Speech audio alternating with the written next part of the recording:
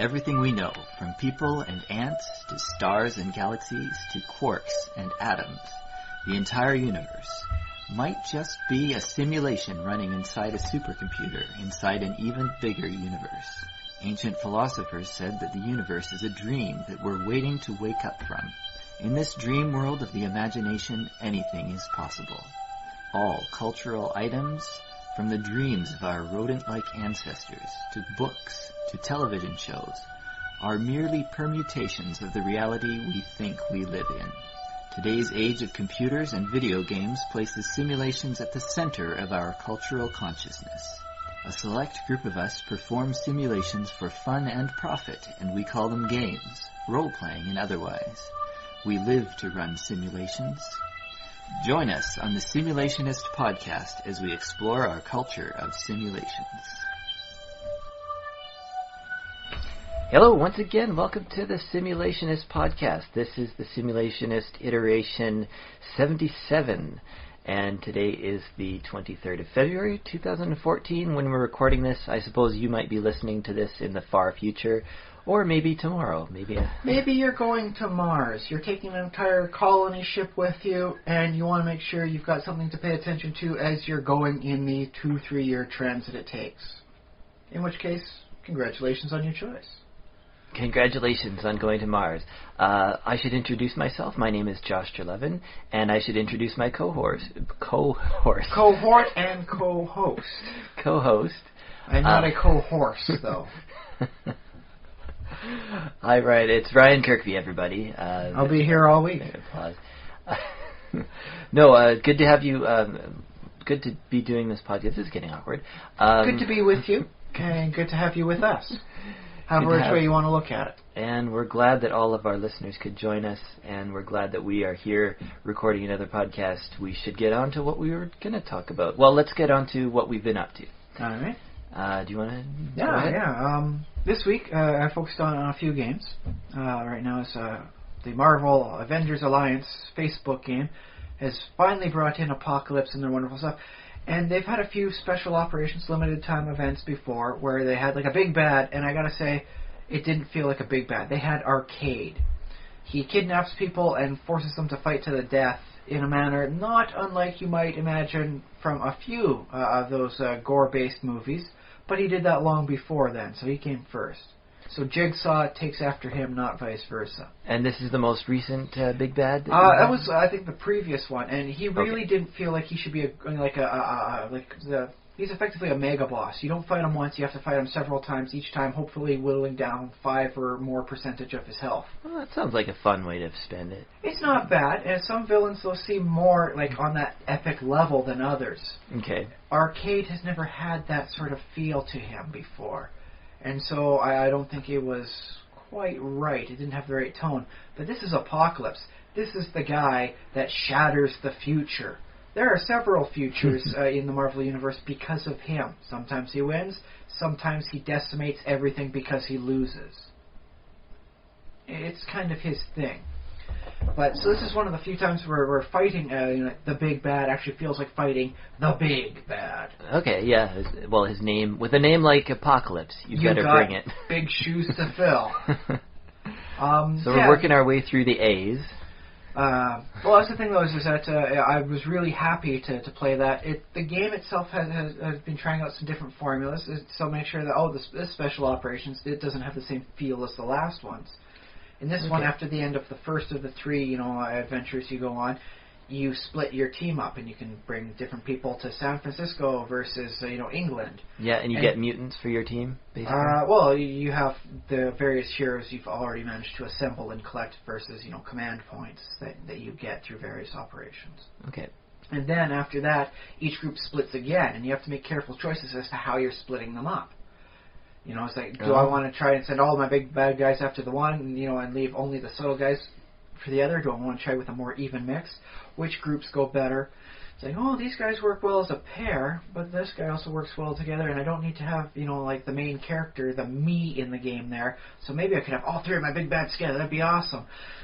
Or maybe I should split them up between 2 teams to make sure every group has a big powerhouse. And so you have a lot more tactical decision-making, and you really have to sit through your decisions. if you want to rebalance your groups, you have to play through that operation again. And so I've really appreciated the extra effort they've made sure to make things feel different, so that it doesn't feel like, oh yeah, okay, I just do mission 1, mission 2, mission 3, get the special stuff and get the extra character. I like that. So you feel like you're in charge of your own experience. You're making yourself have the game that you enjoy and have fun. Yes, and there's a lot of other little things going on. I'm trying to collect various pieces in PvP battles so I can get the Cryptessence. What does it do? Not quite sure yet. All I know is it has a cool name, and I'm beating up evil, magical bad guys for the information. There you go. And so I'm having fun with that. And that's something that doesn't, cost the special energy requirements that, the special operations has. So it's like, okay, I'm out of the points for the day. Now what am I going to do? Oh, I have this other, quest to go on, and a little sidetrack there. So I don't feel like I'm being pulled like, oh, what do I do? Do I go with the one, go with the other? Where's my resources all going to? It's no. Run out of this, or I get bored with doing this for the day. Focus on the other bit. Keep working there. And so it's a lot more spread out as opposed to the narrow focus. Like, you got to be here every day. You got to be working as hard as you can to possibly get all the special mission objectives done in time. This has a much more open-ended, relaxed, but still you got to be a conscious, aware feel to it. I'm really appreciating that. That's kind of cool, yeah. And so yeah, I'm happy on that. I also played a little bit of WoW this week, and I came up with a concept. Yeah, because you're playing on your free. I'm playing version. on the free one right now. I Yeah. want to save my money because next week got a and $15 can buy me a lot of bids on that silent auction. So Yeah. I'll just save that, and maybe I'll join it next month, maybe. But I had a concept of playing World of Warcraft on the free thing as a mini game. The maximum level is level 20. There's only one tier set, and you have to go through Wailing Caverns to get the set of the Fang. Right. And other than that, it's much more reduced in size and complexity. I don't have to worry about oh my god, I have to get this number because it's got 20 extra points on this extra obscure stat. I kind of know what it does. I'm just told it's very good for me. It's still quite basic, quite easy, and it helps you to know your role a little bit better. You don't have to spend the time getting up 90 levels before you can get to the end game content just to find out you suck as a tank. In this case, it's 20 levels. It's like, okay, that's not bad. What can I do with that? And I've learned, I'm learning already differences between some of the DPS. I'm preferring the Hunter DPS as opposed to the Mage DPS at this point. Okay. Yeah. The Mage has a slower cast time, so, if the villains I'm fighting go down too fast, I'm effectively dealing nothing. It's like, casting spell, oh, he's dead. New target, casting, oh, he's dead. Whereas the Hunter is, start off with a shot and do some special abilities for some extra shots, and I'm enjoying that more. Interesting. And so I might have some more fun with maybe the melee DPS things, test it out, and maybe if I'm feeling bold, I might try a healer. I might try healing at this lower end sort of thing. Yeah. Where it's a little bit more forgiving. Well, the problem though yes, you get really good at lower levels, and I've been trying to figure out what the model is for how WoW is supposed to work, and I think it's, the idea with all that grinding you do at lower levels is supposed to train your muscles, I guess your finger muscles, basically your muscle memory, to click at just the right time and get the right spells off and everything like that. But that's the thing is I've gained 80, 90 levels multiple times by doing quests and dailies and other stuff and not going into the dungeons quite so often. And I think this is why the quests are so repetitive. And well, this is my theory, anyways. That might not be the case, but the fact that the quests are so often kill 10 of these, just spam your button 20 times to get that quest reward. That's what you're doing while you're waiting for the find a group sort of thing is going on. Find a raid, find a party to go in the dungeons with now. Yeah, basically. I guess you can. Which is actually ironic because they're trying to make the quests less repetitive like that. Like find me the 20 bare asses. Yeah, except the thing is they haven't removed them entirely. No. Yeah, it's especially in the Outlands stuff, where everyone was kind of angry, like, oh boy, I get to go into new content. Instead of, starting off with my new character having to kill 10 boars, I go into Outlands and I have to kill 10 hell boars. Oh. So yeah, they kept that sort of stuff in there. Although they might update it when they come up with the next expansion pack for the Warlords of Draenor. So. Yeah.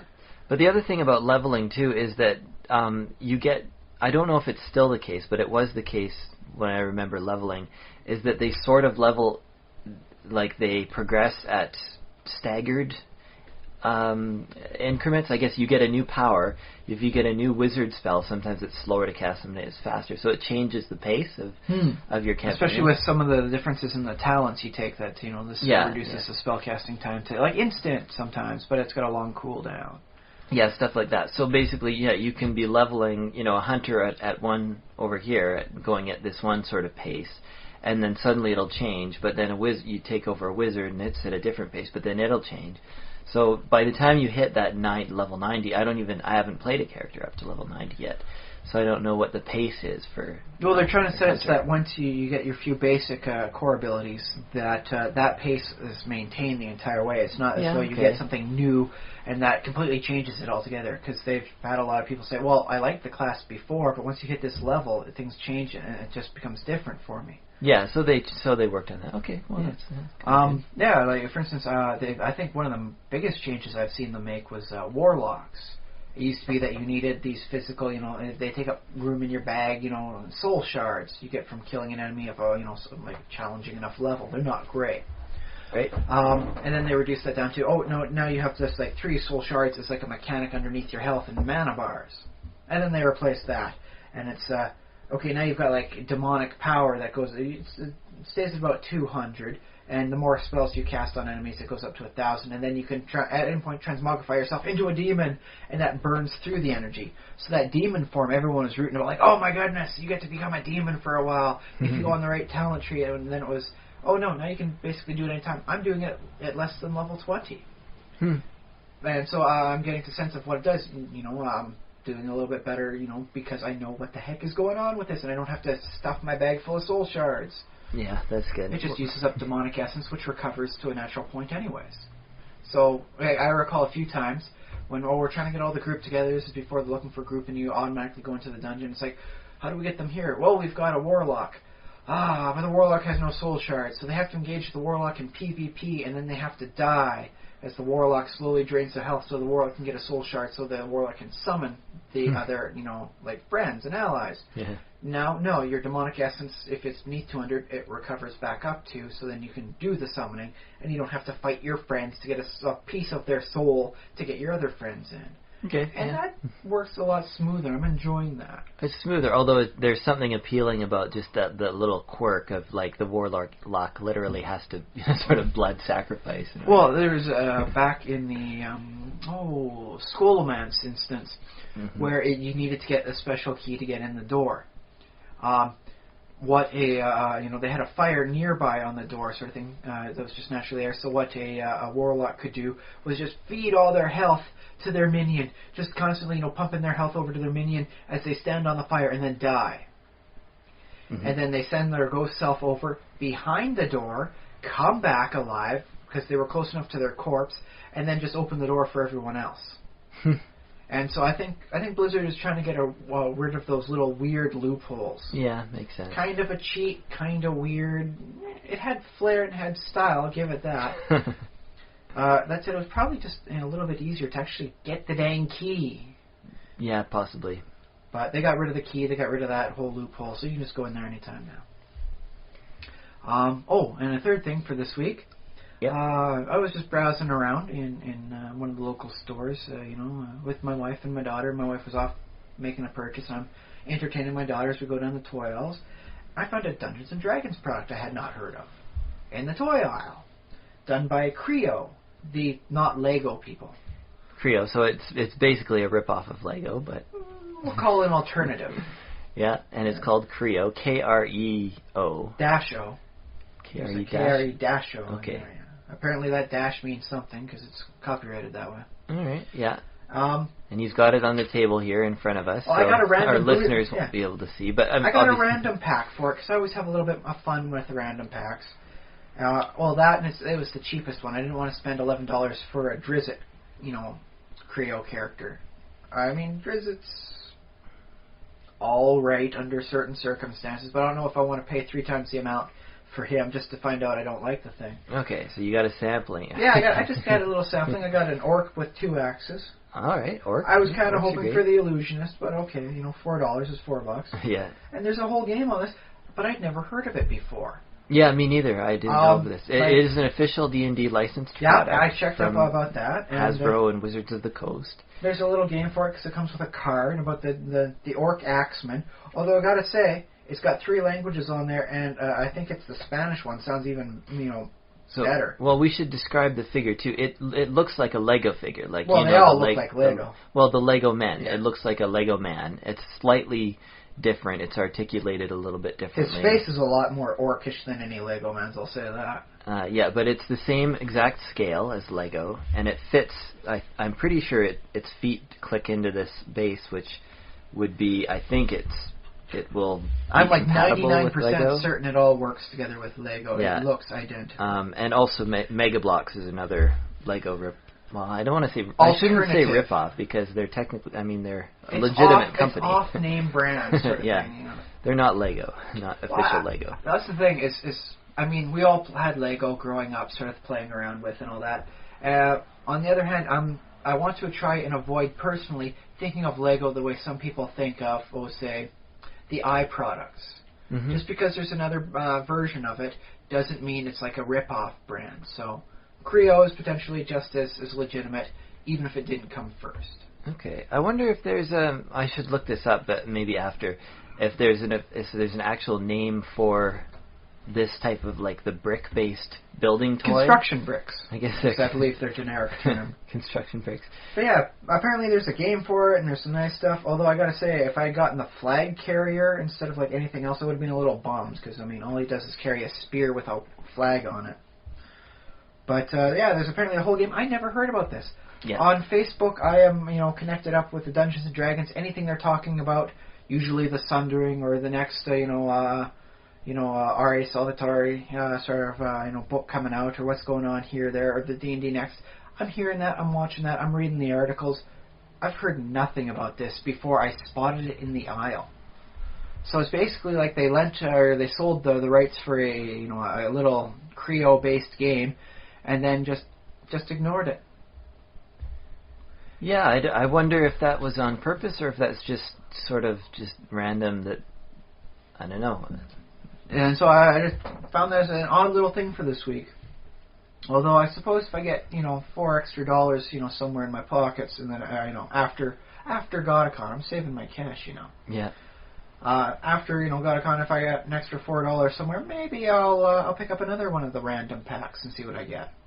Well, I guess that's something I'm going to keep my eye open at GodaCon because they often have like whole Lego tables. I don't think anybody's selling Lego, or maybe somebody was, but I don't remember. But they have people doing sort of RPG build it yourself type Lego, stuff. and there was last year a nice racing game based with Lego stuff.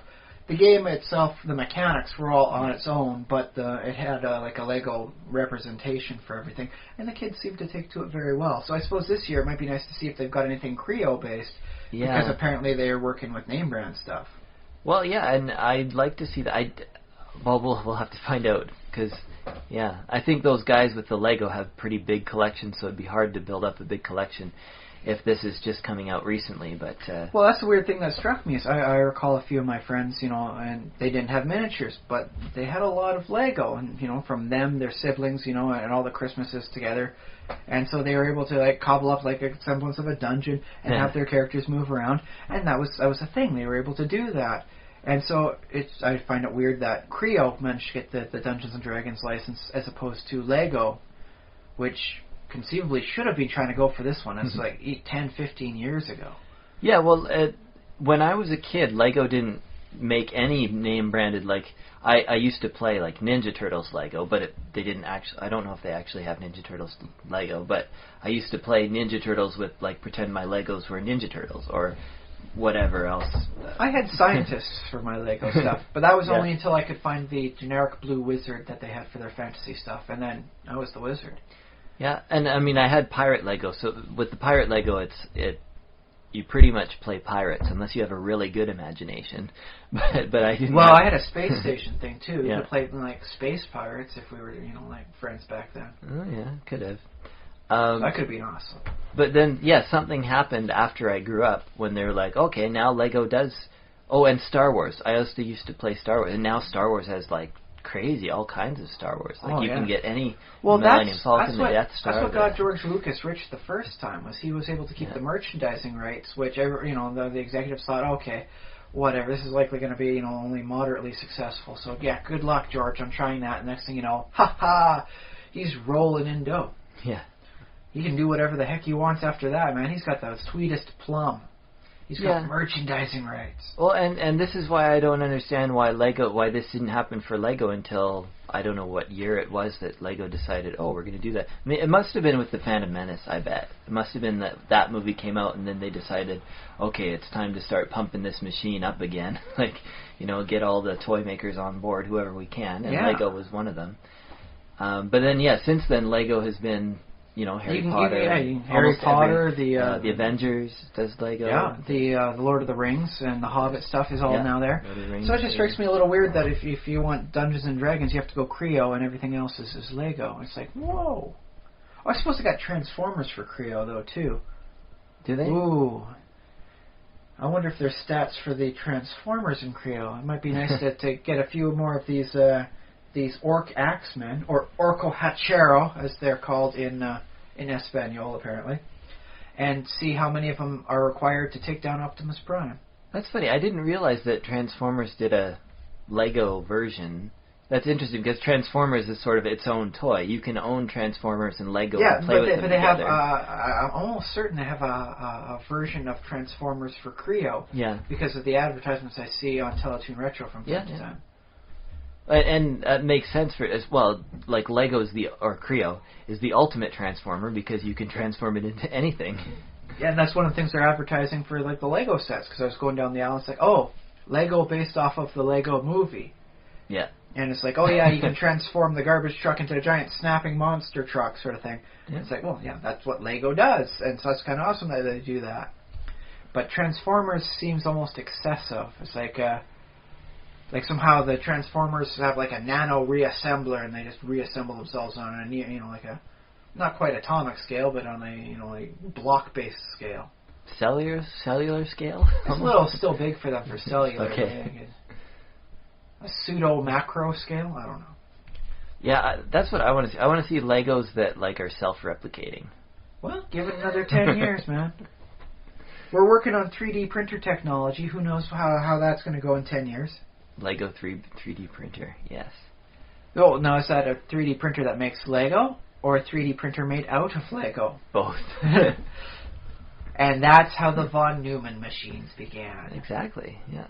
And then they took over the universe. Apparently, even with sublight speed, a von Neumann machine that's capable of self-replication can make itself through the Milky Way in quite an efficient speed. Yeah, so where are they? That's the big question. They're on their way. On their way?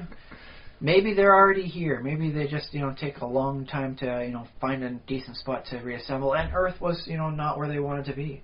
Maybe they've already been here and they've left. If you take a look at Mercury, its density is pretty darn heavy for a planet compared to the other solid planets. And people are assuming, it's so close to the sun, the solar winds and all that stuff kind of blasted away its atmosphere, and then the outer, softer layers of it, and all that's left is what would be the hard center of the planet. Interesting. That's pretty badass to think about. Or but maybe how about that's where the von Neumann machines came, replicated all over until all that was left was the hard spot, and then they dispersed throughout the universe again. And then there's a couple still left over there. We just have to, get over there and look at it. Yeah.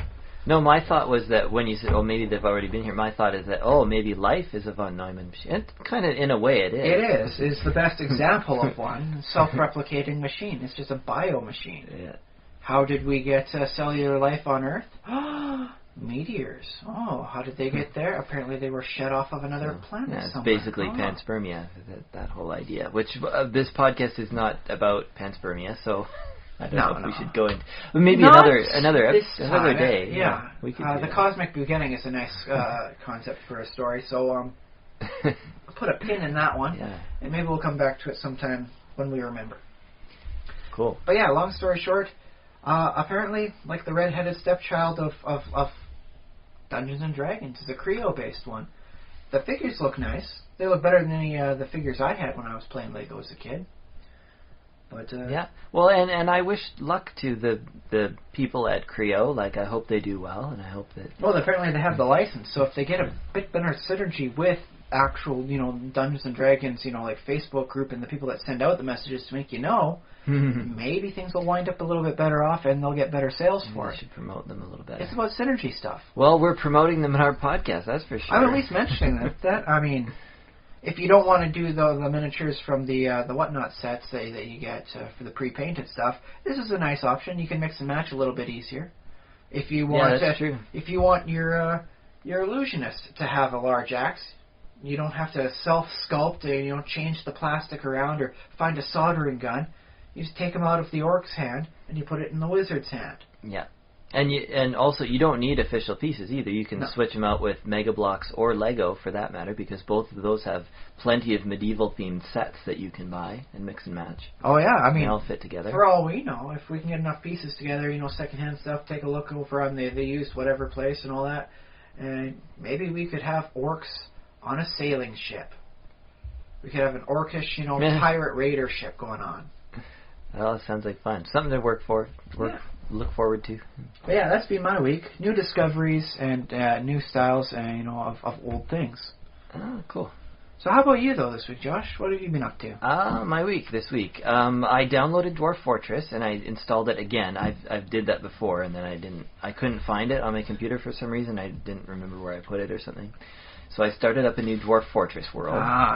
But I didn't get very far, unfortunately. I just looked at it. The first few times, nobody gets very far. Yeah, and so I'm gonna keep at it though, because I think it should be fairly rewarding when I actually get into it and get it. Right now, it doesn't feel like I'm in the world. I don't feel like. Well, that's the thing. Is first you understand how the game works. You get that basic ground level of how do my dwarves not die? Yeah. The first couple fortresses, it'll be like a minor invader wipes out all your defenses because you didn't have an army trained, you didn't have proper defenses to protect up against it. The second time, your dwarves starve to death. You got good enough defenses, but all of a sudden you can't get anything done because all your dwarves are sober and they're busy hunting rats down for food. Yeah. And then, a couple other deaths sort of thing happen. As you learn various things, it's I accidentally collapsed my entire fortress upon itself. Everyone died. I thought I was throwing the other lever that would just raise the drawbridge. Don't know how that happened. Whoops. Okay, so I guess the point is I have to be willing to experiment a little bit more. You have to be willing to lose all your dwarves. You have to be willing to lose the game once or twice. Yeah. Or at least once or twice. And then once you get the basics off established, you start looking more into your dwarves. You're like, oh, what's this person? This person likes this dwarf here. They've got a grudge with that dwarf. And you start seeing the dwarves as more than just a unit. You start seeing them as people. It's like, Urist over there. Yes, I remember. That's the one that faced off against the 4 goblins, ripped one goblin's tongue out with her bare hand, and prevented any of the civilian dwarves from getting injured by the crossbow, bolts. So that was very nice. I remember this dwarf, and then that dwarf dies, and you feel a loss. It's like, oh, I like that soldier. Yeah. And so that's when you realize you're getting deeper into the game. The more you know, the more basics you can get into, the richer and greater depth you can delve into. And so, that's how you know you're getting in. The more feelings you have for your dwarves. Like when I was doing my modding, and I accidentally turned, well, not accidentally, but I was doing it on purpose. I turned my one dwarf into a vampire dwarf. Yeah. And that dwarf wound up eating his newly wedded wife. I felt sad. Yeah, I didn't mean for him to kill, and drink the blood out of his wife, and go into a deep depression because he lost his loved one to his dark, unholy hungers. But that saddened me a little bit. It's like, oh, that was your closest companion in this group of 7. And next thing he did was drink the blood out of a kid and kill us. Like, okay, I gotta wall this guy off. This guy's gotta go somewhere he can't come back from. Yeah. So it's that kind of reward you get. The reward of feeling the loss. And, well, on the other hand, when your well-trained army completely slaughters a group of dwarves or elves, I'm not going to tell you who to fight, not to fight. You can kill the elves if you so want. The elves have good things to fight. Yeah. Their weapons and armor aren't really useful, so you can't, get that the same way you can get, oh boy, the goblins come, I will kill the goblins, and then smelt down all of their metal, arms and armor, and for more of my own resources. So it's not quite as fun that way. But there's a sizable part of the community that is like cheesing off the elves because they can. Yeah, I believe it. And then once you get that down, you'll start figuring, it's like, I want it to go this way, and you'll start modding too. Yeah, well, so I'm gonna get more into it. I also played a bit of Minecraft. I've been doing some trading with like one of the villagers. He was my favorite villager for like so long because he always traded me emeralds for paper. So I must have like traded like thousands. I think I got like over 1,000 emeralds from him ultimately, which is like times 20 for paper. So maybe 20,000 paper. So yeah. Yeah, but paper's renewable. Those gems, not always. Yeah, exactly. Except that just today, finally, he opened up a new trade. So his final trade is gold for emeralds, and I can't afford it. I don't have enough gold to keep him going. What happened, NPC? You used to be cool. I know. He was so good and I thought he was permanently, like I thought he was just, that was the end of that. He was always going to give me the same good trade. But yeah, that's what I'm hoping that they'll wind up doing in one of the future things is instituting a shopkeep where they'll have a few different trades you can select from for one person. Yeah, I think there's going to be something different in the trading system. They're working on. But yeah, I'm still on version 1.6.4, which has its own version. It's a little buggy too, but it works. It's probably the most exploity. Well, no, they've had more exploity versions before, but this one's pretty exploity. But I guess my exploit went away. Yeah, and I watched Game of Thrones. Season 3 came out, so I don't think I'm going to spoil it. I guess you haven't seen it or read the books. No, I should be getting started on season 1, but I've got so much work to do, so much things to read, so many ideas to try and implement. Okay, well, if you don't get on season 1, eventually. Spoilers will have to happen. Spoilers are just going to happen, but I don't think we need to spoil anything. A much beloved character dies at some point within the series. I don't know who, but apparently they were much beloved because I've heard great wailing and gnashing of teeth from the internet. So it must have been a pretty darn good character that passed on. Well, I hope it doesn't happen again. It's funny, like even the villains are masterfully written. Yeah, like they're really like, and you don't like at first you're like, oh, I hate there's several characters that you really hate, and then later on you learn a little bit more of their story, or you follow them a little bit, and it's like, well, I guess I don't hate them so much. I see why where they're coming from. I still hate them, but I can respect them for it. In some ways, yeah, it's so funny because you're like, I just from previous things that they've done, you're like, I hate that guy or girl or whoever it is so much, and then later you're like, oh, I still hate them, but I kind of don't anymore. And it's like, oh. And that's the beauty of, I think, George Martin's writing, is that he's able to, and of course it's a simple trick because they're humans and we're humans, so we have empathy sort of built into us, so there's that. But yeah, I don't know. Yeah, so season 3, I watched all in one sitting. Like, I think there's 10 episodes, about 54 minutes each. There's a new word for that, eh? No. What? Netflixing. Oh, okay. Well, I went on iTunes, so I probably paid more for the one season than I would have for 2 months of Netflix, I think, is what it would be about worth. Well, that's still the term, even if you're not seeing it on Netflix. That's the term they're working up. To add to the dictionary is Netflixing, is when you mass watch it like a TV series all in one go. Oh, okay. Well, I'm not sure if I like that as a term, because Netflixing seems like it ought to encompass other uses of Netflix, but yeah, but I don't know if it'll change and become something a little bit less brand named. Yeah. But the other option was like engorging yourself on it. Engorging. Well, and that makes you sound like a binging. snake. Yeah. TV binging. It's funny because marathoning. Like the word television doesn't mean the same thing it used to mean.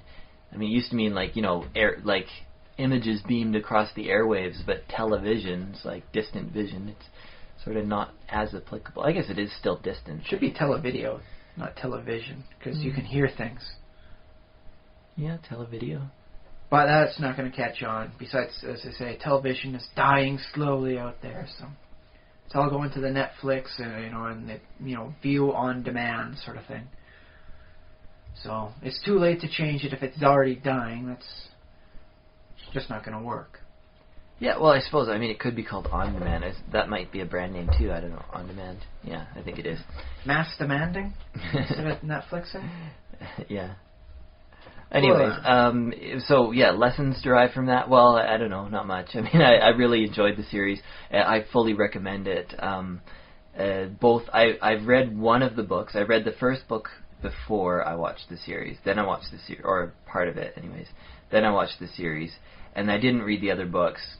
I might get to them eventually, but basically I do recommend both the first book, because I've read it, and all 3 seasons so far of the series. And it looks like it's going to have another, more good stuff too. A wonderful, illustrious run. Yeah, I guess I'm a little bit disappointed because it ends with a cliffhanger. Well, that's how you keep coming back season after season. Cliffhangers. Yeah. It feels like the end of The Empire Strikes Back, actually. And not... Wait, is Yoda in there? Is this actually like a crossover pseudo fanfic he made? Is there? I'm trying to think if there might be a Yoda-like character, but no. Not actually Yoda. No. Okay. I guess, and the only mentor I believe died. I think he died off camera though, so you never know when that happens. But yeah, the sword's mentor. Oh, that might be a spoiler too. But I don't actually know if. So that's the character that dies in the series. Now I'm prepared. Yeah, now I know the one character that dies. Yeah, so you don't have to worry about any of the other characters. I can get attached to everyone else, knowing they'll live forever. Yeah.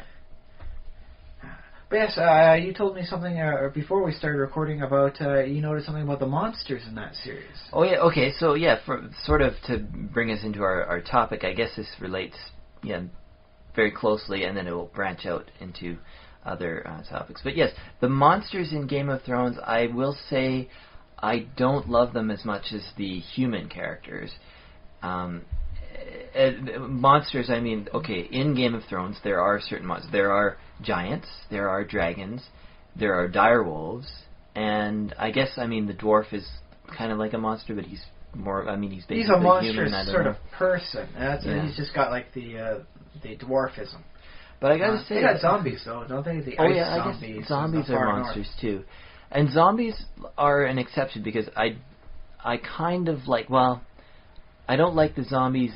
Like my favorite part of Game of Thrones, the best part I think is the humans. I think the best written and the best, the drama is all about the human characters. It's what keeps you coming back. Yeah, exactly. And the monsters, I guess they're sort of icing on the top. They're like, oh yeah, this is a fantasy setting, so of course there's dragons and direwolves and giants, etc. But and zombies. But to be honest, I don't really feel a connection with any of the monsters, even the dragons. Like you would think that dragons would be epic and awesome, but I haven't seen anything that. They're very well done. I'll say that they're animated. The CGI, like CGI, yeah. So they look really amazing, really cool. But I don't see them. I don't like them as characters. I don't enjoy them as much as the humans, I guess. Yeah. The drama they produce is much better than the fire any dragon has. Yeah, and this is why I want to see what happens as the show goes even further, because I want the dragons sort of. Oh, I shouldn't have told you. Is that a spoiler? That might be. That there are dragons and that they do things. Dragons and do. No, I recall there's that one lady who's called the Mother of Dragons. Okay, you know She's that got much. Wee little one on her shoulder. Yeah. So I don't know if they get bigger than that. Maybe they do. Maybe they don't.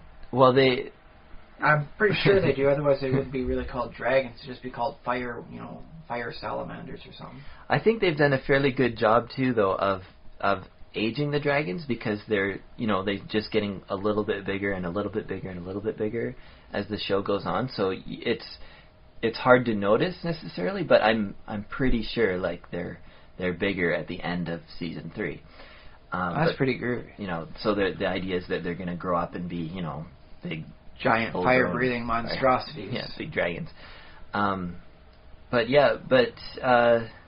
I feel like in a lot of ways, the show hasn't needed I mean, in a couple of places they've been like, oh, the dragon does this, or somebody gets scared because she has a dragon, or. But by and large, you could write the story without the dragons and just have a person do something, or like a person with a dog, or like a dire chihuahua or something. Yeah, exactly. And I feel the same about the direwolves too. Is that the actual plot points and the scenes with the direwolves, that could just be just dogs, like really, like it doesn't have to be.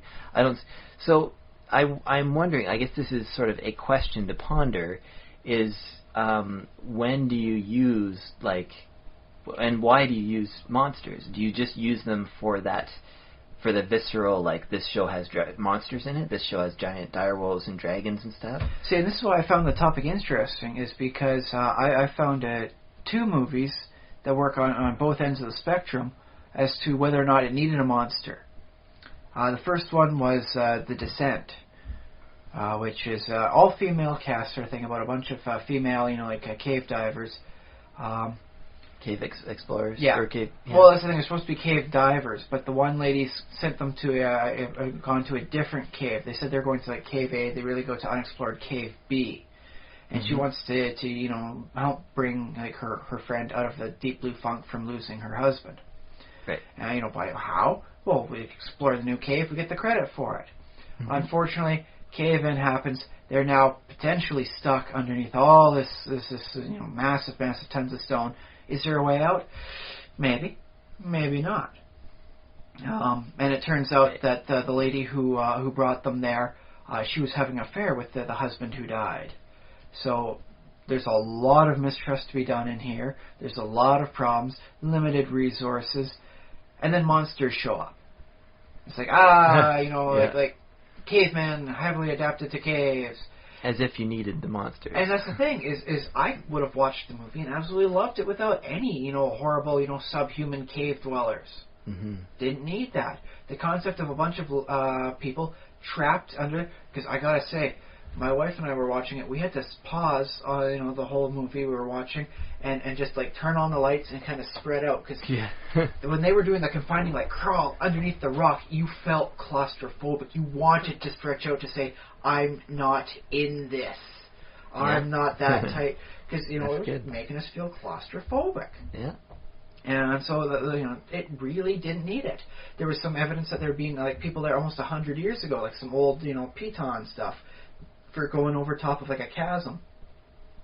Where did those people go? Did they make it out, sort of thing? What's the story there? Why is this cave system not known if there was someone this far in once upon a time?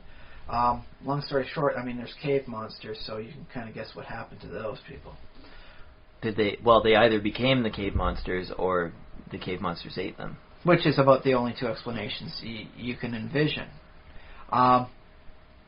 And so, because, if they escape, people would know there's cave monsters there, man. Yeah. So, the fact that nobody knows about these cave monsters kind of indicates they did not make it out.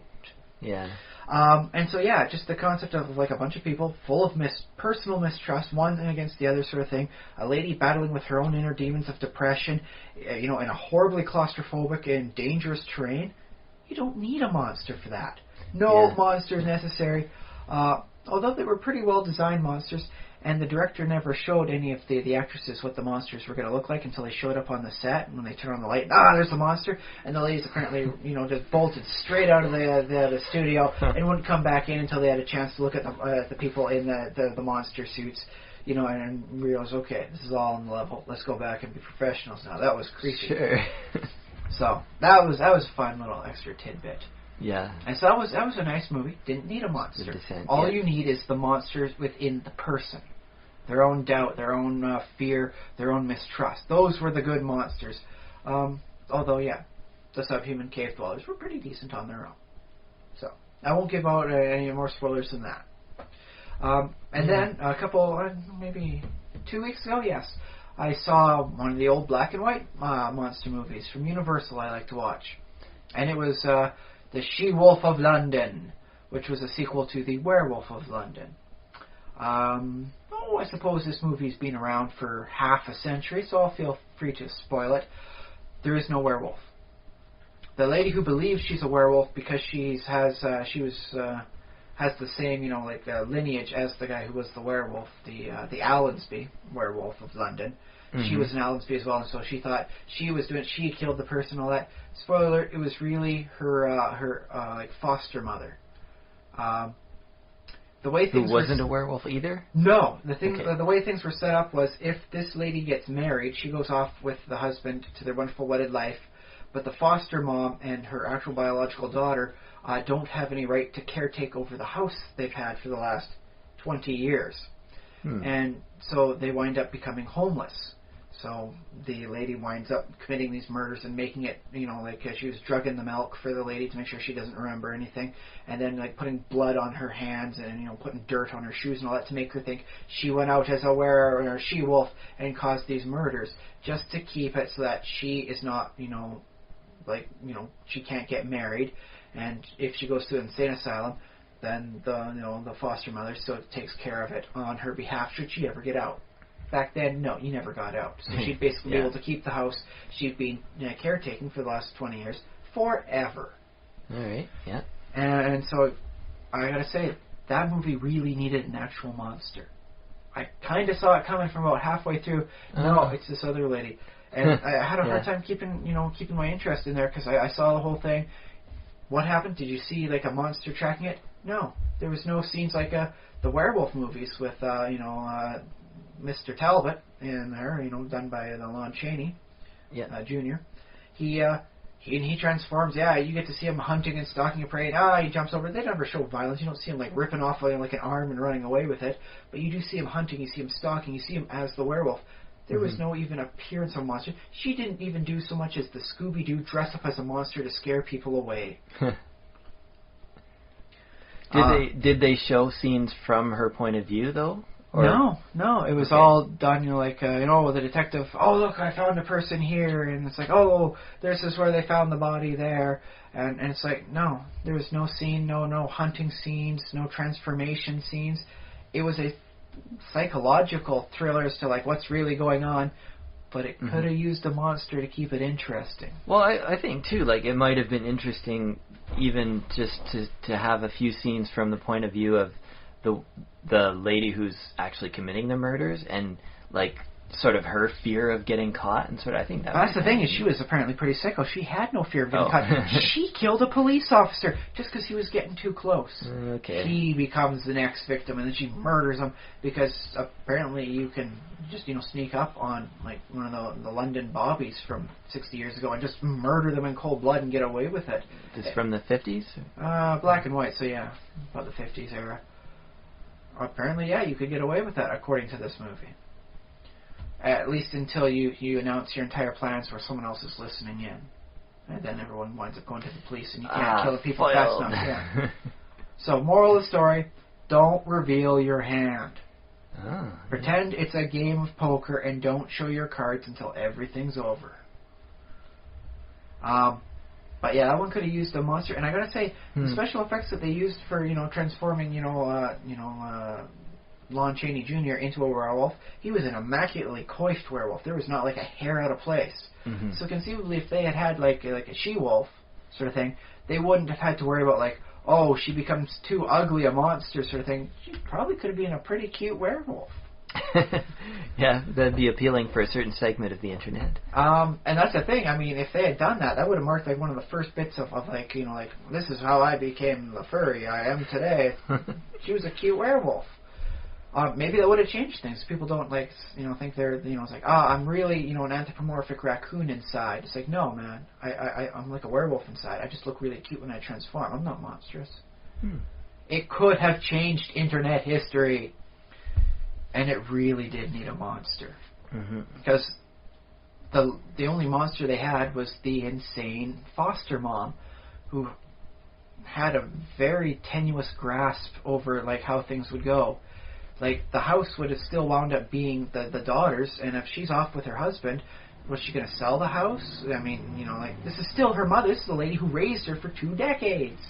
Is she just going to say, now you're out in the street, ha ha ha, and I don't care about you, I'm married now? I mean, the guy that she was going to marry seemed like an alright guy. He was willing, he thought she was rough, and he was going to come in there, and he was going to help her, and he was going to try and make sure, she doesn't, fully, fall to the dark side of the bestial, desires of human flesh. He seemed like an all right guy. Yeah. And so he doesn't seem like the kind of guy say, okay, so now that I'm the husband, I'm selling this house that we don't need, and you're out on the street, mother-in-law. He really didn't seem like that guy. I don't think she had that much to worry about. Okay. So she seemed like she was just nuts, just absolutely bonkers. Well, I guess it wasn't that scary once you sort of, or was it scary? Like, I don't know. No, I mean, really. the suspense thing, if done right, could probably get you. I mean, if Frankenstein was supposed to be a scary movie, I suppose maybe the intense whodunit thrillerism might have gotten the people 60 years ago, but I had a hard time keeping involved there because the monster wasn't monstrous enough. In this case, the only monster was an insane lady. Now, so let me ask you, like, should a monster be the center of attention? Can you have a movie that's not about monsters but have monsters in it? Yes, I believe the original Night of the Living Dead was never about the zombies. It was about the people trapped in the house together. I guess so, but are you saying, like, could you replace the zombies with You could have replaced it with a poisonous hurricane? gas. You could have done a hurricane out there. It's like, oh yeah, it's really coming bad. I mean, their entire truck's flipping over from the wind out there. We got to stay sheltered. We might want to retreat down to the basement to make sure we're really safe in case the house collapses. Is that the same as like the zombies breaking down the front door and you have to barricade yourself in the basement? Functionally, it's the same. I guess, yeah, depending on the movie. Cause if it's a poisonous gas, like the comet that's going over top of, like so close to the atmosphere, isn't releasing something that raises people back from the dead, but produces a poisonous gas where you have to like block all the gas out, and if it seeps into these rooms, you're gonna have to escape out of the room, and so you've got like the extra layer of protection of backing up to the basement. So you technically didn't need a zombie. It could have been the poison gas, could have been the horrible, hurricane winds and all that. You could have had it as like an Ice 9 situation. Mm-hmm. All of a sudden, water turns into ice and snow at Celsius 20 degrees, which is Fahrenheit 50 degrees or something like that. My conversion ratios are bad. But it's a fairly mundane temperature. Sort of thing, and so that way it would have been like, we have to barricade ourselves in. I don't know how long this is going to be. Is this going to be forever? Because if we got 8 mouths to feed and there's only so much food in the basement, maybe we should kill 6 other people to make it last 4 times as long. They could have played it that way. So the original zombie movie was never about the zombies. It was about the people in a high, stress situation, stuck together, really tight, confining, with some very hard choices to make. Okay, I'll buy that. Yeah. But do people go to the movie because there's monsters on the poster, because there's these gross people? I don't know. Sometimes it's about that. I mean, the 12 Angry Men, nobody wanted to go in there to say, does any one of them transform into a werewolf? Yeah, would have made for a very interesting movie. I don't think it's great a movie, but sometimes they go for the monsters, sometimes they don't. I gotta say, when it's something like a werewolf or a vampire, and sometimes even the Frankenstein monster, it's usually for that. Yeah. Even if it's kind of a bait and switch and they get you with something else. I guess, the thing about movies is if it's a good, well-written, dramatic movie, it's probably okay if you say, it's a zombie movie. Well, there were never zombies on screen or something like that. People will still be like, well, there weren't any zombies, but it's still a good movie. Although there's a certain limit there. Apparently, there's a number of people that wanted to get refunds off of the Sweeney Todd movie because nobody told me this was a musical. I want to return this. I didn't want to rent a movie like this sort of thing. Oh. Or I'm walking out of here. I didn't want to hear no damn singing. I just want to see a guy slit a bunch of throats. It's like, whoa. Oh, okay. You take your $15 back and you please leave, sir. I'm not going to argue with this. Yeah, right. You want to see a guy slitting a lot of throats? I'm not going to argue your point. And so in which case, some people went for Sweeney Todd for the throat-slitting barber. Some people went for, the cannibalistic, lady who's secretly in love with him. Not really secretly. The only person who didn't really seem to notice that she was in love with him was him. So, okay. Mr. Todd was too busy with his That's probably revenge. the most important secret, though. Like, of all the people that if you can rank who is priority of having a secret, sort of, it's probably rather important whether sort of that whether if you're going to keep making the decision if you're going to keep this secret or not. The person that you are probably is at the forefront of your mind is the person you actually are in love with. I would imagine. Well, he was just too hell bent on his rampage of blood and destruction and getting back at the guy who destroyed his life. He'd have blinders to everything else. I don't think that's a spoiler alert either. I think that's just a character thing you realize in about 10 minutes within the film. So. Oh yeah, that's right. Other people wanted to see Johnny Depp sing. Apparently, the guy can sing fairly well. I was impressed. And some of those songs were not easy. Miss Bonham Carter had some very difficult songs with very little room to actually breathe in. So, congrats on being able to sing that without passing out. So, hooray, golf clap for you. Okay. From what I've been told from those who, in the acting studio, those were some very demanding songs they had to sing. So, some people went for the music. Is this from the special features on the DVD? No, from people I actually know in real life who said, no, that was actually a very demanding part of it. You can tell if you listen to that, there's not any spot for them to breathe in between their lines. They kind of have to breathe in just an instant and then keep going with the next line. Huh. Although I do believe they did mention something about that as to how difficult the songs were.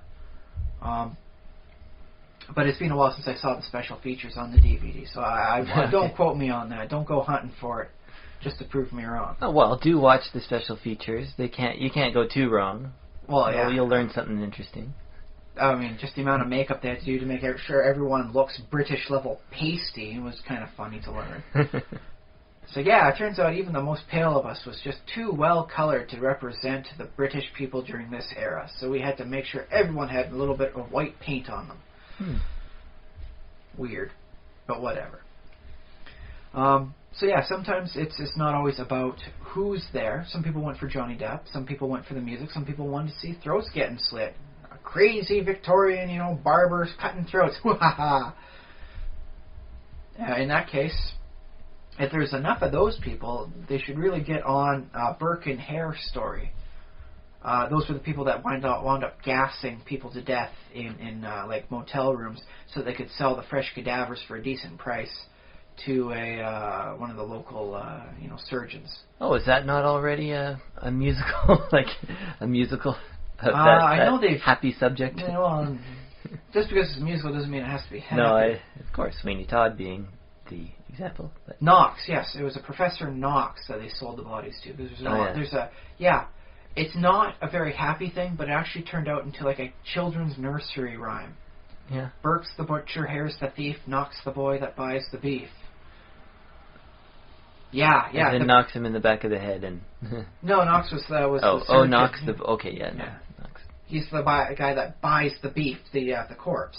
Right. And so like the Ring Around the Rosie song, it's actually a very macabre thing, but kids sing it and cheer about it and have fun singing the thing, and seems really weird from the grown-up perspective, I must say. But yeah, in that case, in the Sweeney Todd thing, you didn't need any like demon, in the background making people do horrible things. The demon, the monster, was the character flaws and the horrible nature of revenge. You didn't need like any monsters in that one. You had the monsters in the people. Yeah. And I gotta say, I think perhaps if you want to look at it one way, a true monster, like the monstrous monster, is the easy way out. It's harder to write the human monster than it is to write, and then he became a flesh-eating beast of the night and jumped out the window. Yeah, well, I guess, you can always appeal to magic and say, oh, it was magic, or, it was a full moon and magic did it. But yeah, well, at the same time, though, humans are, in a way, they're easy because it's just A leads to B leads to C. It's as long as you get your ducks in a row, your story elements in an order, you can make sense of it all and sort of. Well, so long as you have the appropriate symbology. You look at the vampire, the werewolf, and the zombie. They're all basically the same monster to some degree. It bites you, you become one, and despite your best intentions throughout this life, you become the horrible monster. And, you know, if it's just a flesh-eating ghoul, a blood-sucking thing, or a guy that transforms like once, or, okay, for the sake of movies, 3 times a month. You know, before the full moon, and the day after the full moon. Okay. Is how they've traditionally done it, because otherwise it's a really slow pace. So yeah, they're basically all 3 versions of the same story. And you just write about a monster that bites you, you become a monster, and then you can tell the story about the monster in the human as opposed to, you know, like the monstrous human who is, you know, a monster by virtue of their actions, as opposed to, I got bit, and then I went bad. Well, I suppose there is a difference in that, or maybe a werewolf isn't redeemable. I don't know. Is a werewolf redeemable? Well, that's the thing is, they always portrayed Lawrence Talbot as a man like, haunted by. He was very remorseful of his actions. Mm-hmm. He never became a werewolf to get revenge on this horrible person who did something bad. He always regretted killing everyone, even if they were not exactly the nicest people. Yeah. And so, you know what? When it's him, I'm going to say yes. It's a very redeemable thing. I think. You know, actually, as I go through, just quickly mentally tally up all the werewolf movies I've seen, not a comprehensive list by any means, all right, but a decent amount, they're at least a somewhat sympathetic character for their unwillingness to transform. Yeah.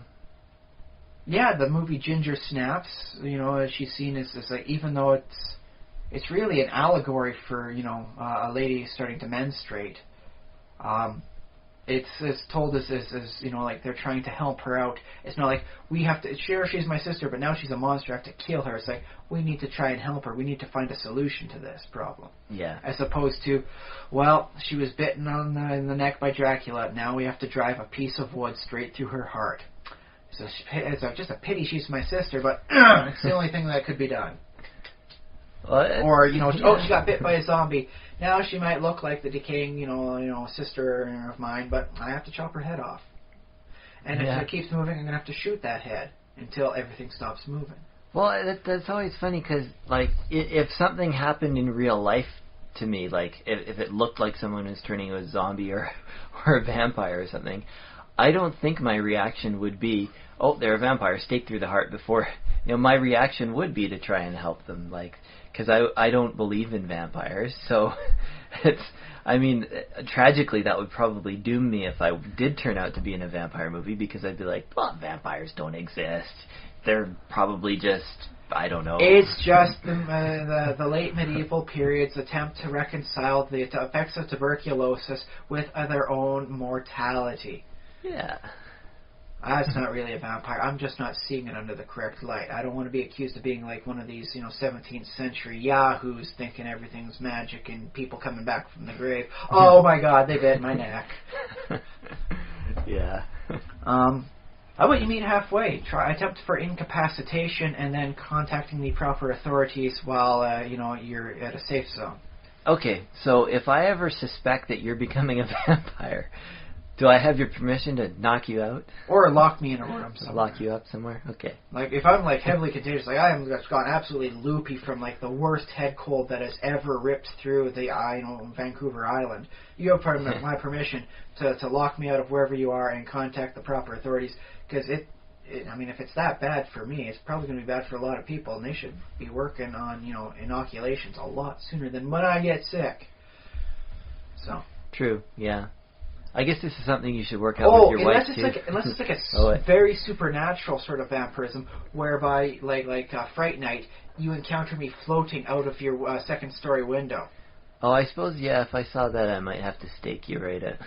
In which case, if I'm that supernatural, I mean, the cross should repel me, and then just get a hold of a priest. Okay. Yeah, I mean, my daughter is getting baptized within a week, sort of thing, so you can contact my wife, she can get a hold of the priest, and, you know, we'll see what the three of you can do to help me out, and if that fails, stake me, dude. You don't want to live a life as a vampire? You know what? If vampires can only drink blood, and can only, you know, be awake at night, and they have, and this is a big thing for traditional vampires, have a huge desire to kill and drink the blood of those who they once loved the most. I do not want to be a vampire. All right. Yeah, makes sense. there's so many foods I'd wind up missing out on, the flavor. Like, what am I going to do, just put it on my palate and spit it out like I'm in a wine tasting event? I don't know. In some movies, the vampires eat, but I don't know how much pleasure they get out of it.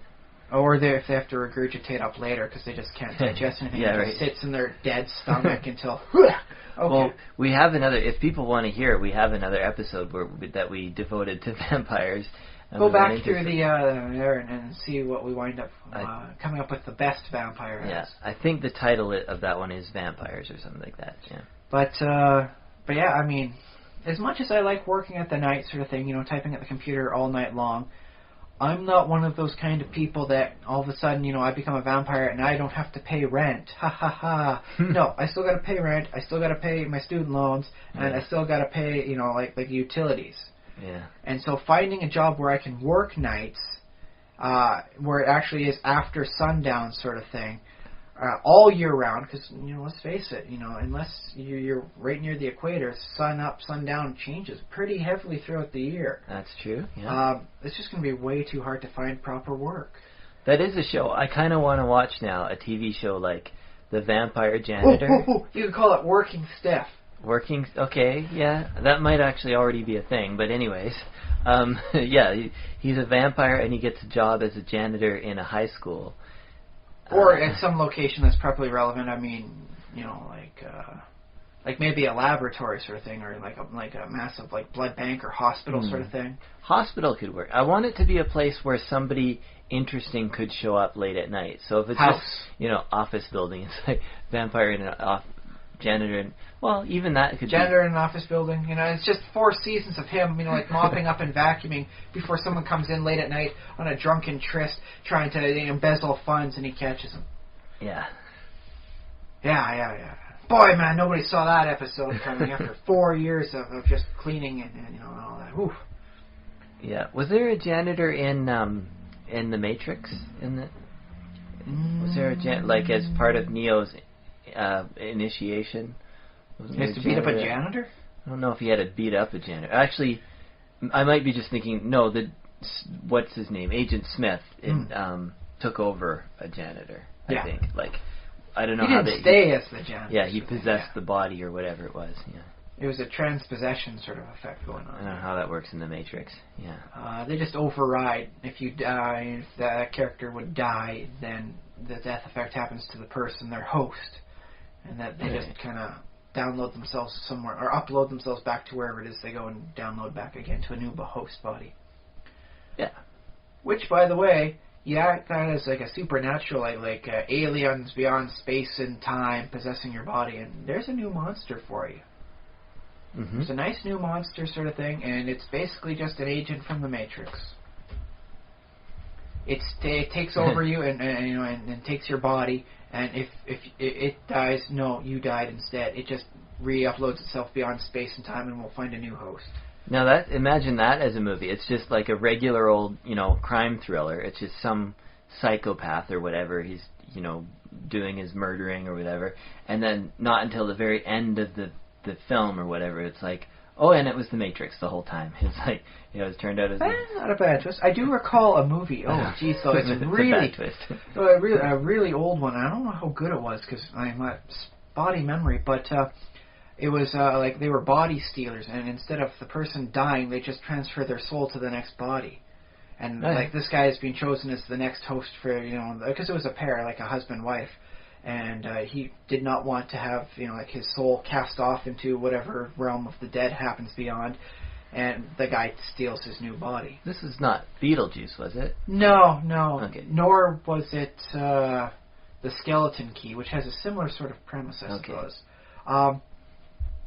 But yeah, it was basically a body stealer sort of thing. In which case they stole your body, but it wasn't as though they took over the same like an agent would, where they take on the physical form. Okay. So there's several new monsters for those out there who want to write a nice monster horror sort of thing, but don't want to use the same old monsters. Monster ideas. Yeah, and I was going to mention too that did I mention the giant? Oh no, I was going to mention they have like the Amazon. They have a lot of big people in Game of Thrones. They have, I think his name is Hodor. He's a servant. Yeah, Hodor. Yeah, that's all he says, right? Yeah, he just says one word, Hodor, and he's supposed to be like half giant or something like that. I mean, he's in the show he just looks like a big dude. Like he's not even that big. But they have several characters that they sort of call, Mind the you, giant man. Hagrid in Harry Potter was supposed to be half giant. He was only just a big dude. Yeah. He's like a huge beard to make him seem even more imposing. But just because you're half giant doesn't mean you have to be like abnormally like 7 feet tall or anything. I guess, yeah. I mean, it'd be weird to see a giant that was just like a normal size, like 5 feet tall or something. I get my height from my human side. We're not all giants. God, you people disgust me with your predispositions and your prejudices. Now there's a movie for you though, The Dwarf Giant. It's a whole movie about a guy who's a dwarf giant. So I suppose you just have it as just a regular guy. No, would you play that for comedy sort of thing? Yeah, it'd have to be comedy. Actually, you know what? I think people would react to him one way or the other, as if he was like really big, but he's just normal size. I think I had somebody play that as like D&D. In D&D, yeah. It was my brother who did that. Yeah. And he did the funny voice for it and everything. Yeah. It's just oh, my hands are so big. He's just a human, man. He's not even playing like a half giant or anything. He's just acting like he's a huge person. It was fun. It was very good comic effect, and it was some of the best characterization I've ever seen him play. So, congratulations. It does work great for comedy. I can attest to that. A regular person who's half giant and just imagine himself to be even bigger than he really is, that's good comedy. But yes, getting back to the well, Game of Thrones, they had like a couple of characters. Like I referred to the dwarf because in some stories, a dwarf can almost be like a monster. Of course, in the Game of Thrones, the dwarf is just a guy who's shorter than normal, because he has dwarfism. Yeah. Or whatever the proper term is for that. I think it's changed. There might be a medical term, but I think. Yeah. Anyways, but there's also there's the Amazon, which is a woman who's larger than most men. Like she's a really big, brawny, tough woman. So she has her own story, which is very interesting and like well written. You know what I mean? Like it's like intriguing. And so in a way she's kind of like a monster. So I'd imagine if Martin had chosen to sort of inhabit the lives of the northern giant I mentioned, or the dragons, for example. Well, maybe speaking from the dragons, at least mindset. Maybe from their point of view, yeah. Like a semi-chapter, not like a full chapter, but just like, and then here's what happened in a chapter from the dragon's perspective. Oh yeah, I think that could be fun. I think that'd be good. And it didn't have to be like he's doing his own thing. He's writing his own books, but maybe somebody could explore.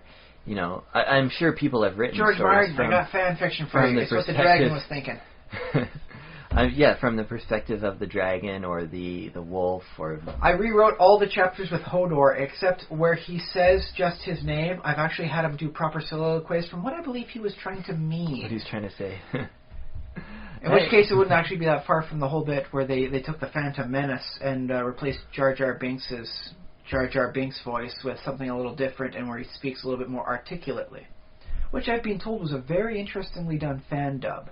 I would like to see that, yeah. I think it's somewhere out there online. Its legality is oddly questionable because for a lot of it it's effectively like an illegal copy. Yeah. But on some points you might be able to argue it as like a parody. Yeah. But a little too close to what the parody laws will likely allow, so... Yeah, I know. You see a few of those sort of things that are pretty much the original, just with some small bit changed.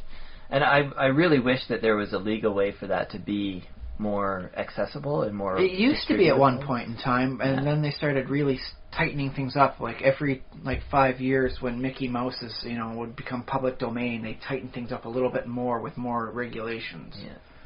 But you can always go to Asia for that. Sure. Apparently in Japan, especially in China, their copyright laws are so much more lax. You can have a lot more fun with that. Okay, well, yeah, I hope that the internet will sort of, evolve in a direction. Well, it has shown that. I remember hearing good things about Batman versus Alien versus Predator. Okay. That one fan thing wound up doing, and so. Apparently, it's a great fan-made movie. They don't technically own any of the rights, but nobody's decided to try and sue. So I think this is good. I mean, and let's face it, Batman is owned by the Warner Brothers and all that. And if Warner Brothers decides not to sue you for utilizing their intellectual property, that's about as good as you're going to get. They're never going to endorse it unless you went through the legitimate means. But them not suing you is basically them saying, thumbs up, good work. We're not going to prosecute you to like your last dime. So, hooray! Cool. Now, you mentioned Star Wars. Now, Star Wars is a series that definitely needs monsters. Well, they have monsters, sort of thing. They have, the Rancor and the Rancor Pit, and then they've got the Sarlacc worm that ate Boba Fett. Whether or not he stayed eaten, we're going to have to find out in Episode 7. Keep an eye out for that in about 2 years' time. Or read the extended canon. Well, that's the thing. The extended canon, since it got purchased by Disney, is not exactly as canon as it used to be. It may be that they're just taking the core 6 movies, maybe not even the Ewok movie that they made, and just taking that and just cutting everything out and working with their own stuff. So that little Clone Wars stuff that they did might not even count. The Star Wars Rebels that they have might be the extra bit that is coming out, and everything else is no longer considered canon after the purchase. So I guess that's fair enough. Because, when you want to write a new story, it's like you don't want to be bound by what already... And from what I've been told, not everything they wrote in the novels for the expanded universe was great work. Some of it was kind of forgettable, is the best term. So I was in 10 years ago or something, I was a fairly big fan of the novels. I read a whole bunch of them. And then I sort of dropped off and I forgot about a lot of it. But the ones that I read were really, really good. I really enjoyed them. Well... that's the thing is by the time you would have gotten to them, you would have read them at the end of the 90s, early 2000s? Yeah, this would have been about the year 2000. So it would have been the stuff that had stood the test of time. This was pre-Phantom Menace. Yeah, there's stuff out there that ranks next to the holiday special. Which, for those of you in the know, the Star Wars holiday special was interesting at the best, and horrible for the rest of the time. Carrie Fisher admitted that she was on a lot of medication when she was in that one. Yeah, it's available on YouTube, and I could even put a link, but you can search for it. I'm not even going to bother. Yeah, it's just something you got to enter in your own territory. Don't just go randomly clicking a link on this thing. This is something you got to prepare yourself for. Star Wars Holiday Special. Get yourself a few tequila shots, whatever your choice is, and make sure you're ready for if it's too bad, you just got to blank your mind out. Oh, well, I wasn't going to go as far as saying recommending tequila, but... Well, according to from what I've heard about it, there are some areas of that are just so bad you want to forget, because knowing that what it is diminishes the movies a little bit. It's like, whoa. If it's actually that bad, I mean, that's why I haven't watched it myself. Okay, well, I did watch it, and I was warned before I watched it that it was going to be terrible. And that probably actually helped mitigate it, because I didn't think it was all that bad. And it was a little bit cringy, especially with the singing, but honestly, I didn't find it horrible, so... I guess it itself was not the monster that frightens the others in that case? I didn't think so. And this was me as an adult watching it, and I was not too disappointed, I didn't hate it. Right, but yes, back to the Star Wars universe itself. You do have the monsters, the worm, and the Rancor and all that.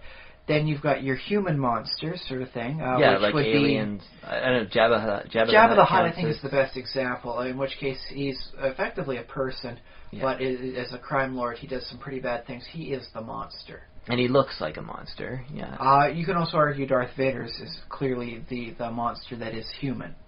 Yeah. The monster in human guise.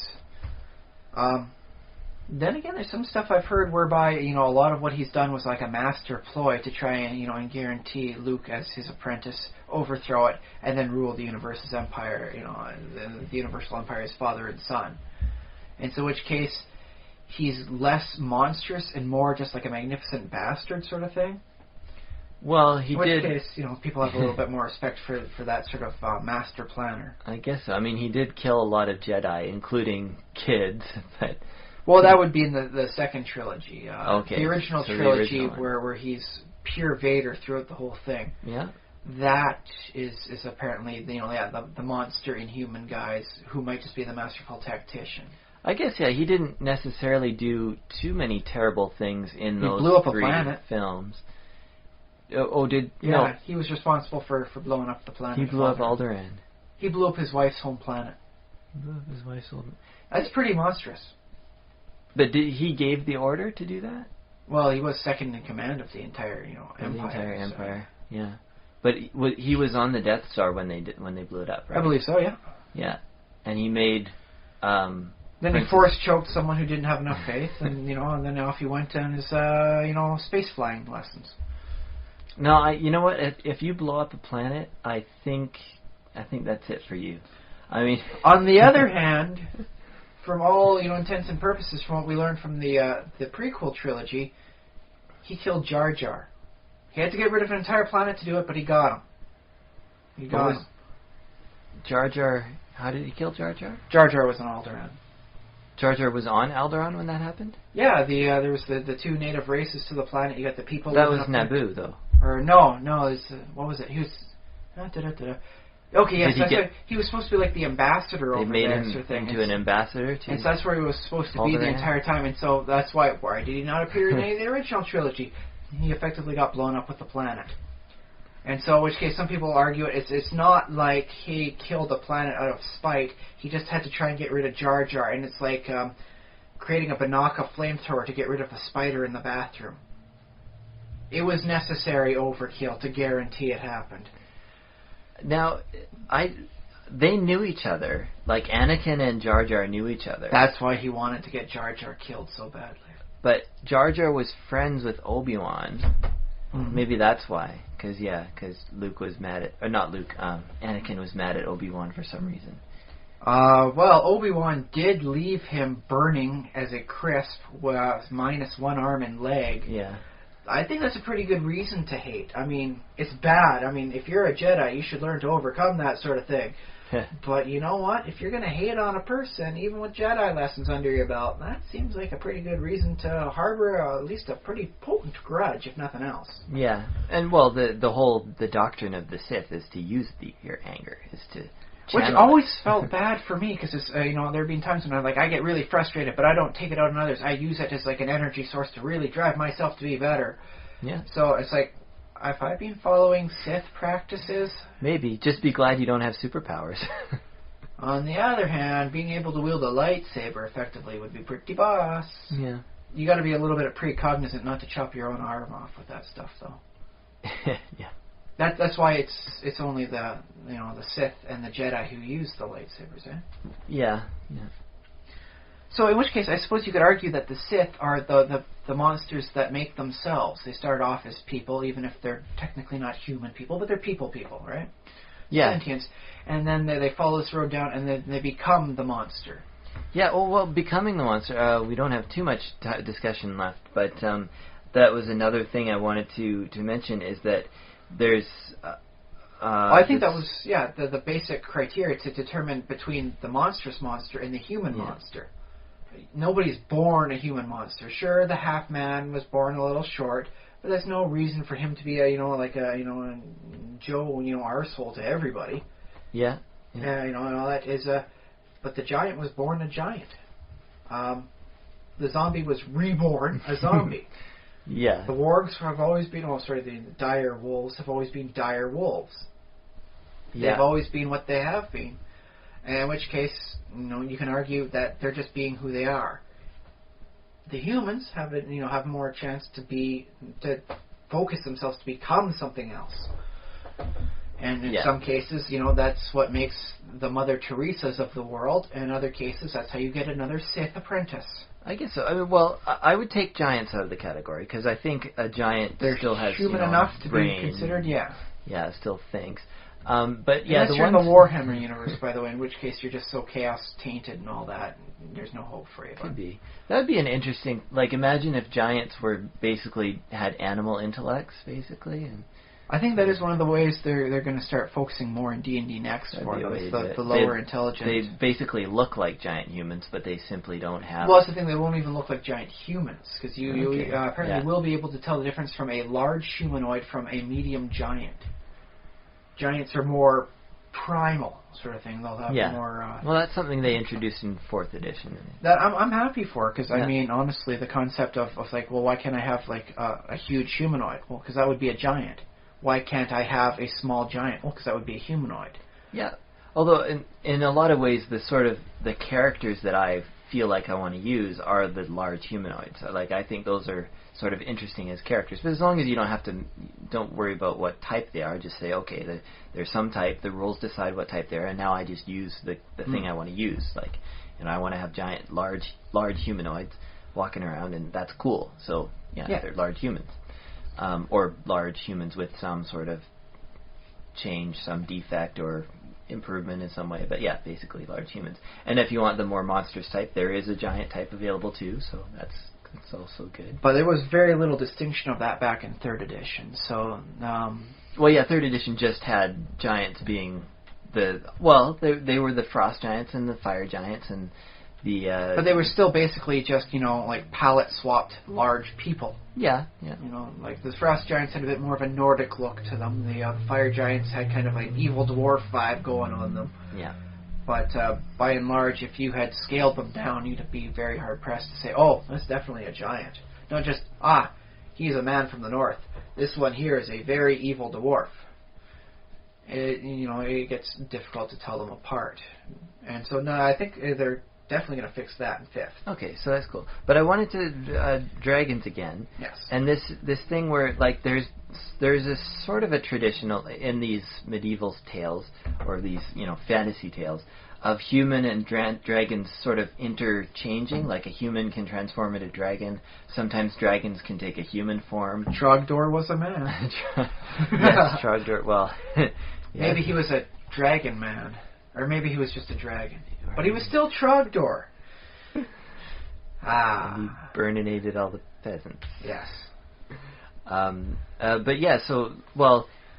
Sorry, I threw you off your train of thought. Yes, the dragon as being a kind of a man, as opposed to the beast. Yeah, and so in Game of Thrones, it's sort of like she's somehow the mother of... I still haven't got to the point where they explained it. I don't think she's the biological mother. I think she just raises them as in the motherly role. Because the concept of her giving birth to dragons, I'd have to sit down and read that like 2 or 3 times just to understand, like, what the heck happened? How did that happen?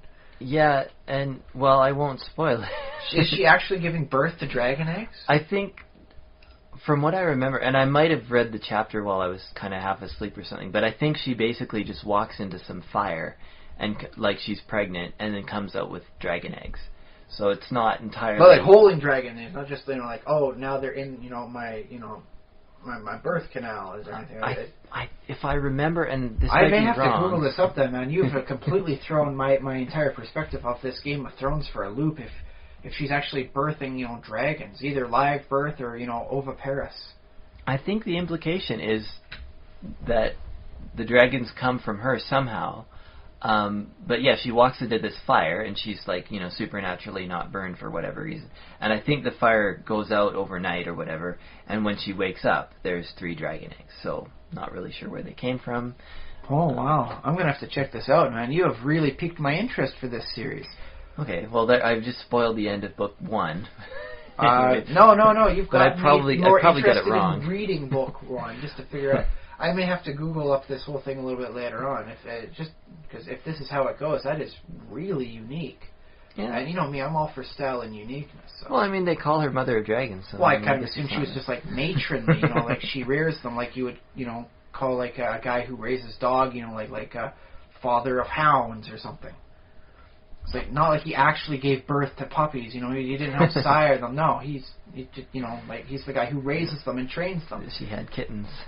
Exactly. So that blew my mind. It's just if that's not it, I want to call dibs. I mean, that's a really weirdly decent idea. Yeah, and I think what the idea is it's supposed to be a little bit ambiguous. Like it's not supposed to tell a whole story. So. Or maybe even George Martin just didn't want to tell what really happened. He knows what really happened. He's just I'm not going to write the whole thing. I don't want people to think I'm that kind of author. So she wakes up next day, dragon eggs, done. But that would work as a wonderfully different thing, because I recall 2 other series in which a person is also related to a dragon, aside from your basic D&D. Like, I added a half dragon template. And that's how I am now. The Dark Sun campaign. If you are a powerful enough psionist, spellcaster, you could, evil, become a dragon. And they're in various stages throughout, the stories there. Only one of them manages to fully become a dragon throughout the adventure modules and in all the story. Although I will ask, he is Boris the dragon.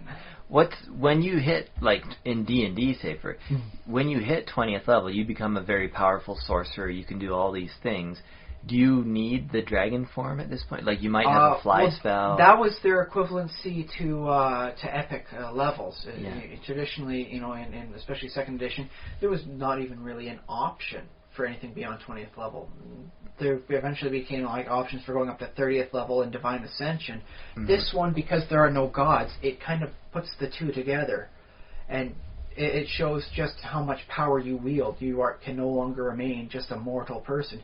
You become the immortal dragon. And so there's a dragon of Athos. It is the dragon of Athos, because there's not just a dozen of them wandering around. There's various, god priests and emperors, trying to become them, but there's only one that's become a full dragon. Okay. And that makes it so much more, epic. And it shows how they become more and more monstrous. Eventually, you cannot become more monstrous and still remain as a human. It says you will start to shift.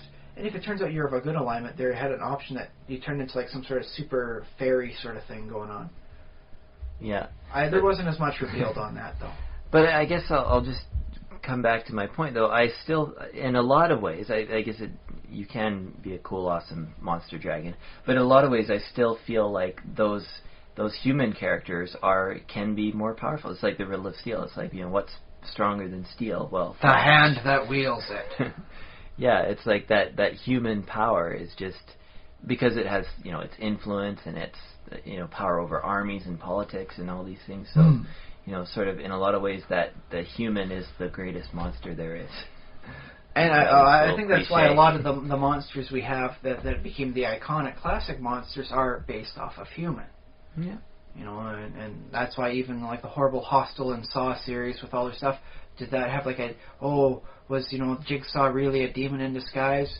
No, he was just a person. He was the monster, the horrible, horrible monster that is mankind. Yeah. And I suppose, we make them into these shadows of greater monsters that we tell in our stories. It's like, a dragon. And really, humans are scary enough. But it's just a nice way to show it in a more allegorical form, so that way you can, say, this person is a monster. But if I come out and say this person is a monster, they're going to make sure I get killed. Maybe, polonium in my milk, and I drink my milk and I die from radiation poisoning. Maybe they just send somebody to shoot me in the middle of the night. So I can't come out and call them a monster. On the other hand, if I say there's a person who has very much similar attributes, maybe even a kind of similar name, and I show them as being like this outrageous monster that is physically not possible within our known reality, I think I can get away with it. Oh, yeah. Yeah, and so you get your refuge in Audacity, and sometimes in your refuge in, you're hiding in plain sight. And I think those are both equally good options. Cool. Well, before we wrap it up, I just want to get in our plugs. Yes. GotaCon coming up next week for that's 2014, March the 1st-ish. 28th to the 2nd. Yeah, so it starts Friday at 5 o'clock. The doors open. So if you haven't already got your tickets, be there and be square. You can still get in, I think. It's downtown just going to cost you a little Victoria, bit more, BC. If you don't make it this year, well, there's always next year, and there's other gaming conventions in the Pacific Northwest, which we're looking at. There's VCon and other things happening in Seattle. But anyways, for now, it's GotaCon. The Emerald City Comic Con one. Yeah. The PAX, Penny Arcade Expo. Yeah. So meet us at any one of don't know what. Go to them, and if you find us there, hey, yeah, we made it. So there's that. We have Facebook. Facebook.com/thesimulationist, where you can leave little happy comments and like our Facebook page. We're over on not just Facebook, but the YouTube. We have a YouTube channel where you can leave comments. What else? You do have to have the Google Plus for that, though, so you know. Yeah, that's you got it. You got it. If you want to avoid it, we've got other options for you too. Other options? I tweet at Spaceboot1, Spaceboot1 at Twitter, on Twitter. You can follow me if you like, or just send me a message on Twitter. What else do we have? We have RPGpodcast.com. We haven't mentioned that in a while, but those are really cool. A lot of other good RPG podcasts on there. Not as good as us, maybe. I also made a Reddit or a subreddit for us, but I haven't actually posted anything there, so don't worry about that one too much. But it does exist in case anyone is interested. If you're that big into Reddit, you just don't want to go anywhere else, we've got you covered. Yeah, so I think I've covered all those, and we're going to GotaCon. Okay, so Woo! Yeah, so wrap up thoughts on monsters. I think you nailed it. Right on near the ending. There is there's no monster greater than the human. But I still say, you know, like if you don't want to like do the whole detail and keep everybody as a person, making them actually be monstrous, even if it's in like the sort of dragons are windmills sort of style, where only one person sees it because they're delusional. I think that's a perfectly valid way of going about it. It's another good thing to do. Yeah, we didn't even get into that, but yeah, it's good too. So, you know, if just one person is off their rocker and that's how they see the world, so you can tell the same chapter twice, once from the what really happened, and once from the perspective of the loony, and how they see the whole thing go out. And I think that, I mean, if nothing else, it helps you reach the full size of a proper novel in twice the speed. There you go. So there you go. Tell the same story twice. Well, the thing is, from the different perspectives sort of thing, you can almost different argue. Story. Well, you can argue that it becomes almost like one of those Choose Your Own Adventure? Well, I was thinking more like, Rosebud with his name is Citizen Kane sort of stories, where depending on who's telling the story, you hear a different story. Right. So yeah, in the end, but you know what? I don't think there's any wrong option. If you want to include a monster because you think you want to have a monster, go for it. Yeah. If you think you want to keep it as just psychological, where everybody remains people, go for that. Yeah, I haven't been singing the praises enough. I've been very hard on monsters today because I've been saying, you don't really need monsters. But the reality is, I think monsters are super cool, and I like any story with a monster in it. I mean, I think. Yeah, put a monster in it makes the story better. It makes it more interesting. It makes it easier to understand for the average person. Yeah. I mean, not everyone wants to read the chapter and say, what did that really mean? Well, and yeah, for me, if you put a monster in your story and I'm reading the story, that makes me, I want to know what made you feel so passionate that you felt you had to sort of couch it in terms of, this is a monster. So I do look for that sort of meaning behind them. Even if I might be wrong, I don't care. I mean, I make up my own story. Yeah. If your story's not good enough, we'll make up a background for that. Yeah. Okay, so, I think that was a pretty good one, yeah. Good podcast. Thanks, everyone, for listening. Come back again next week. We'll be here with another brand new podcast, a little over 90 minutes. These lately have been lasting a little longer than... Well, we're doing a nice comprehensive wrap-up now, so maybe we should, in the future, try and start up the wrap-up a little early. But I think it's nice to have that final, denouement at the end as to what we've learned and figured out. Okay, well, very good. My name has been Josh Trelevin this whole time. I've still been Ryan Kirkby. All right, send money.